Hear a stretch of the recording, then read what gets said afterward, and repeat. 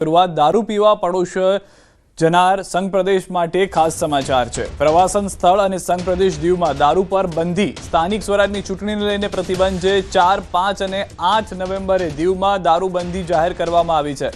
તો કેટલાક લોકો ગુજરાતના પડોશમાં જતા આવ્યા છે કે જ્યારે દારૂ અથવા તો મદિરાપાન કરવાની ઈચ્છા થાય ત્યારે તેઓ આ સંઘ પ્રદેશમાં જતા હોય છે। ત્યારે સંઘ પ્રદેશ દીવથી મોટા સમાચાર મળી રહ્યા છે। સ્થાનિક સ્વરાજની ચૂંટણીને લઈને પ્રતિબંધ જાહેર કરવામાં આવ્યો છે। 3 દિવસ 4, 5 અને 8 નવેમ્બરે દીવમાં દારૂબંધી છે। વધુ માહિતી ન્યૂઝ 18 સંવાદદાતા દિનેશ પાસેથી મેળવીશું। જી દિનેશ।